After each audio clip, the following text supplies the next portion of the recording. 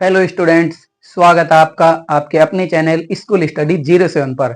मैं आपका अपना रवि धवन एक बार फिर से तैयार हूँ पार्ट नंबर 2 के मोस्ट इम्पोर्टेंट 5 क्वेश्चन लेकर। ठीक है, चलिए आइए शुरू करते हैं। आपका पहला प्रश्न है, अम्ल क्षार व लवणों के उदाहरण व सामान्य गुण लिखिए। पहले देख लीजिए, एक एक नंबर के आएंगे आपके पास 4 प्रश्न, एक आएगा 3 नंबर का। तो इस चैप्टर से आपको ज्यादा डरने की आवश्यकता नहीं है। एक एक नंबर के छोटे छोटे इसके अंदर प्रश्न है, वो डेफिनेटली मैं आपको बता रहा हूँ 5 क्वेश्चन इनमें से आपको जरूर से जरूर देखने को मिल जाएंगे। आपके बोर्ड परीक्षा का जो 2024 का पेपर होगा उसमें आपको बिल्कुल एग्जिट आपको ऐसे के ऐसे छपे हुए प्रश्न मिलेंगे। ठीक है, पहला प्रश्न है आपका, अम्ल क्षार व लवणों के उदाहरण सामान्य गुण लिखिए। आपको यहाँ देखना है अम्लों का स्वाद, ठीक है, क्षारों का स्वाद और लवणों का स्वाद। यहाँ देखना है जलीय विलयन में क्या करते हैं, आपको पता होगा H+ आयन देते हैं, ये OH- आयन देते हैं। ठीक है, तीसरा देखना आपको उदाहरण, अम्लों के उदाहरण देख लीजिए, HCl, HNO3। आप इनके रासायनिक नाम भी ध्यान रखना, नाइट्रिक अम्ल, ठीक है, हाइड्रोक्लोरिक अम्ल। क्षारों के उदाहरण NaOH, CaOH2, MgOH2। लवणों के उदाहरण, ठीक है, लवण हो गए आपके CaOCl2, NaSCO3, ठीक है, ये आपके हो गए लवण। NaCl, इनके सामान्य गुण हो गए, ये आपको ध्यान रखने। एक नंबर का प्रश्न जरूर आपका यहां से आएगा। दूसरा प्रश्न देखते हैं, पीएच स्केल क्या है, दैनिक जीवन में पीएच का महत्व है। ये आपका वेरी मोस्ट है, ठीक है, जरूर आपको देखने को मिलेगा ये वाला प्रश्न, पीएच स्केल क्या है।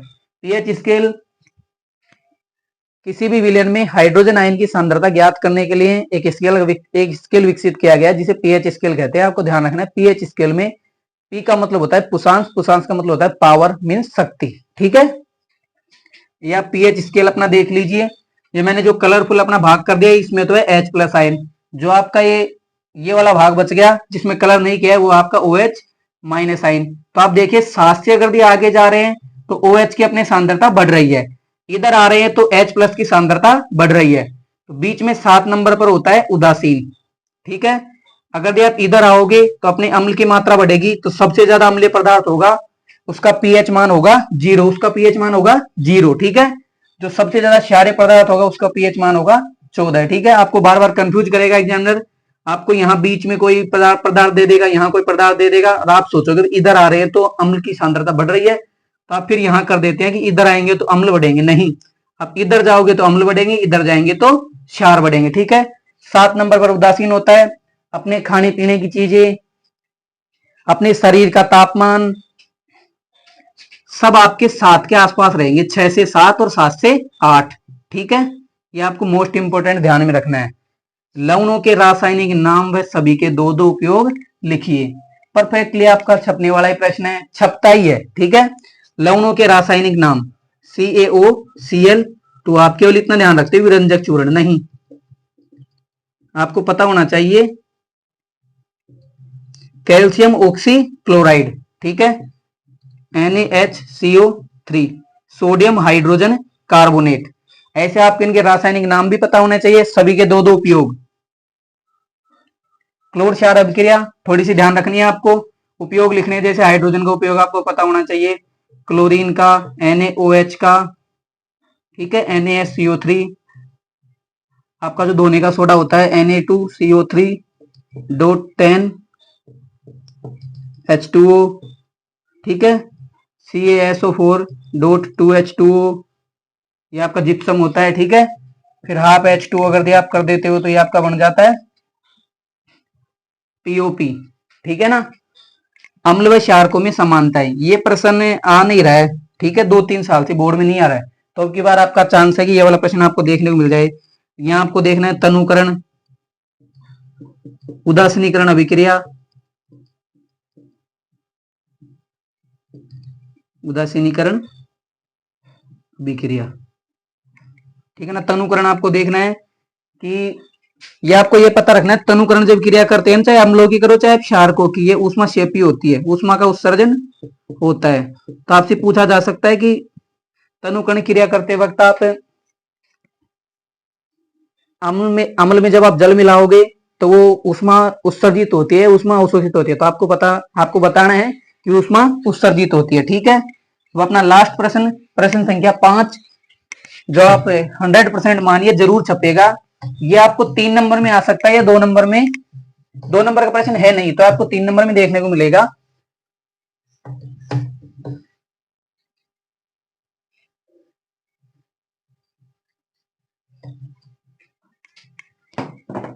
आपके प्रश्न में दिया होगा फर्स्ट और सेकंड, आपको दोनों को मिलान करना होगा।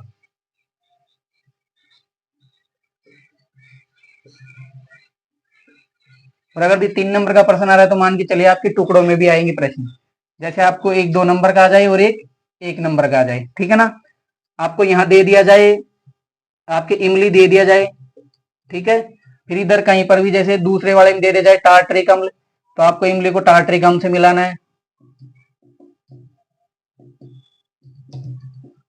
ठीक है ना, आपके सिट्रिक अम्ल दे दिया जाए, ऐसे आपके पीओपी, ठीक है, NaSCO3, इनके आपको नाम देकर पूछा जा सकता है। ठीक है ना, पीओपी का full form plaster of Paris.